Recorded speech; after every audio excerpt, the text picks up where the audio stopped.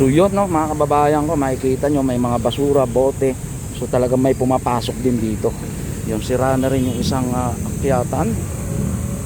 So, tignan natin mga kababayan. Ayan na, pasukin natin. So mukhang hindi natitrim. Pablo Ocampo, pag tinignan natin sa face nya mga kababayan, tabon na po. Ayan, medyo lumaki na tong sanga ng puno. So kailangan na tong matrim para, tsaka kinakalawang na rin yung parang hawak niyang libro.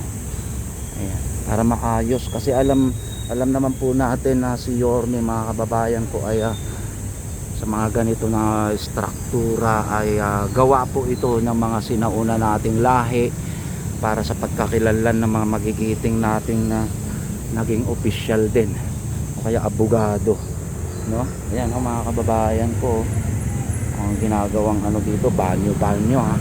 Abogado, editor, estadista at makabayan isinilang Enero na relator Audenca ng Maynila 1888. Kita mo 1888 pala, ay kung wala tong ganito na revolto, hindi natin malalaman ang kasaysayan ni Pablo Ocampo na kung saan mga kababayan ko ay nakapangalan na sa kalsada, no, mga kababayan. Ayan.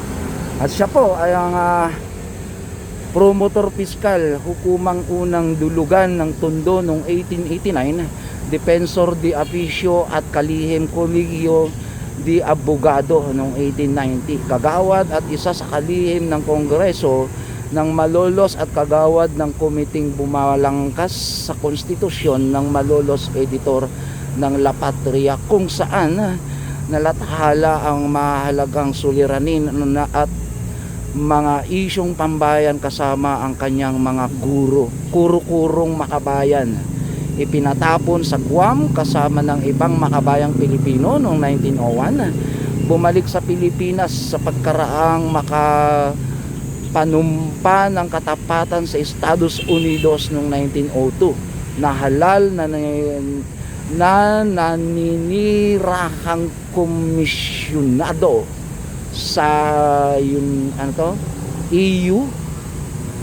Saan yun?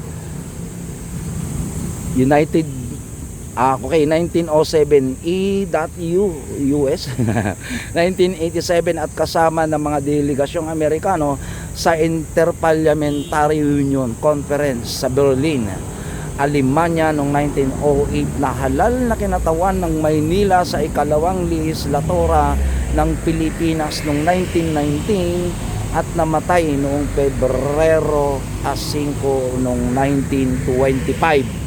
2025 ngayon, 100 years mga kababayan si Pablo Ocampo. Ayan, bilang naging isa sa magaling natin na opisyal ng lungsod na Maynila. Natatabunan na mga kababayan ko, no? Shout out pa ha, baka pwede pong itrim yan at nalaglag na rin po yung ilaw, yung takip ng ilaw kay Pablo Ocampo. 1, 2, next baka may tayo 3. O yan mga kababayan, ang tunay na senaryo ngayon dito. Mayroon nga mga kababayan, kaya pala nangangamoy ginawang kubeta ang Pablo Ocampo Monument dito yan sa tapat ng Rizal Memorial Coliseum, Akapakadugyot.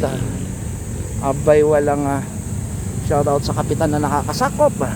Eto na, at atin nang isisiwalat kung anong meron sa part na to na nakikita natin. Bakit may poste dyan, tapat at totoo. May nakikita tayo dong tarpaulin ng tapat at totoo. Aha, so mayroong project dito sa lugar na to. Alamin natin mga kababayan kung anong klaseng project yan at bakit puro poste lang ang ating nakikita. Bakit hindi tinapos or nagsimula lang yung project na yan noong paalis na sila. Ayan mga kababayan, papuntang Vito Cruz dyan sa Top Avenue. Ayan, and ito naman from Ross Boulevard, Adriatico. Ayan mga kababayan. Okay, so yan pala ang itsura.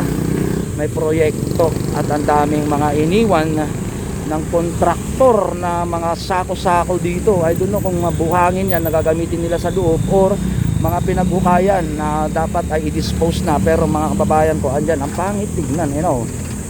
Pangit nga naman tignan. So Ito ay isang multipurpose building ng barangay 719 Zone 78. Okay,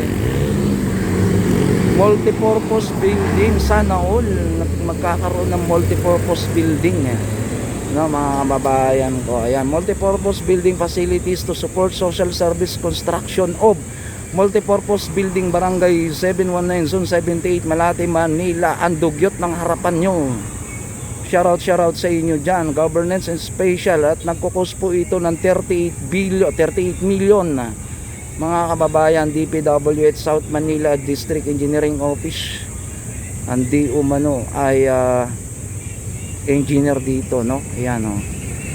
South Manila District Engineering Office. Ayan. Shoutout at sana malinis yung lugar na yan, mga kababayan.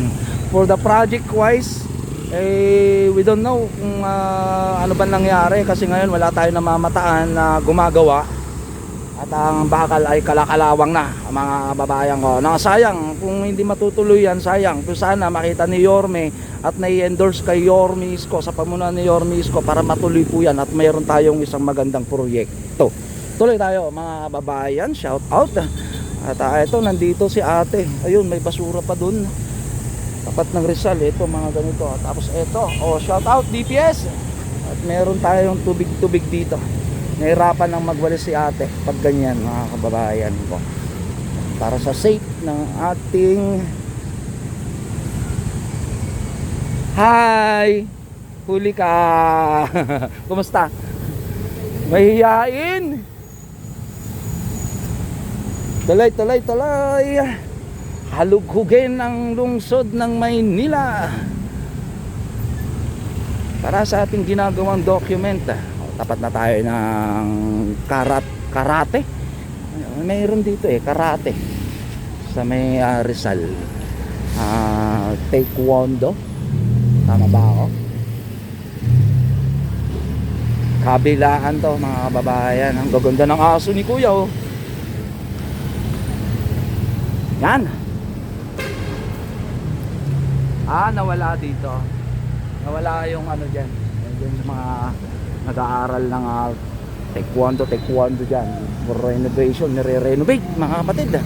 At dito, kita natin to, terminal ng mga motor, tricycle sa may Vito Cruz. Nagti-terminal sa may Cityland. Galaw-galaw. Ayan. Terminal ng tricycle. Mapapagod si ate na nagwawalis dito dahil kita pa natin. Dulot po yan ng mga kahoy-kahoy. Yan. So sana hindi na masundan ng tapon ng basura kagaya ng mga ganyan, no? Diba? Sa tao na yan galing. Pero kung sa kahoy-kahoy, okay lang sana, no? Yan, pag lumakas ang ulan, assuming malakas na yung ulan, lahat ng mga yan pupunta dun sa kanal at magbabara po tayo. Yan, oh.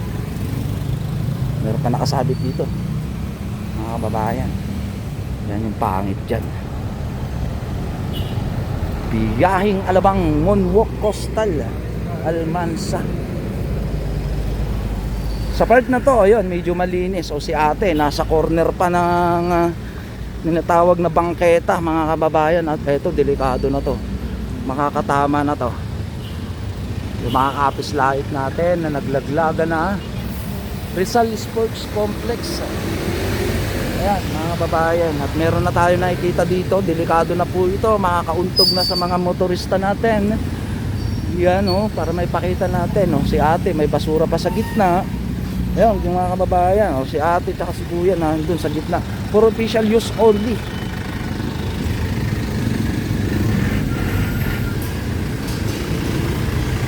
Dami tayong mahuhuli dito. Ayan, dalawang plywood sa gitna. Hindi know kung bakit.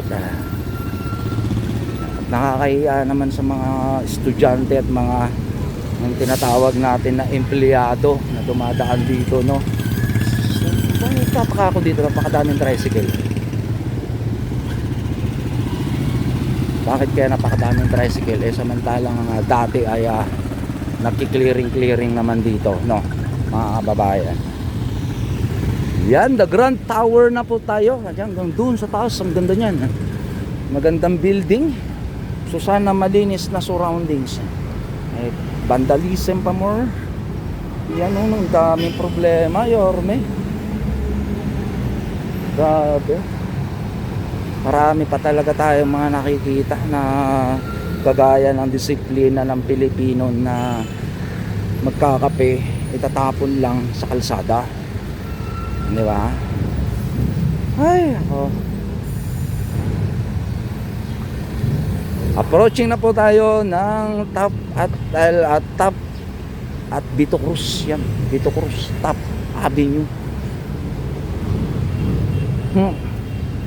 Kahoy, malamang yung patungan ng malamang yung patungan ng tinatawag natin na paninda nila, terminal sa Vito Cruz na tricycle.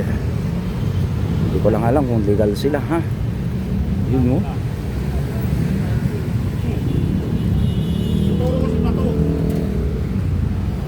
Ito pa, mga babae.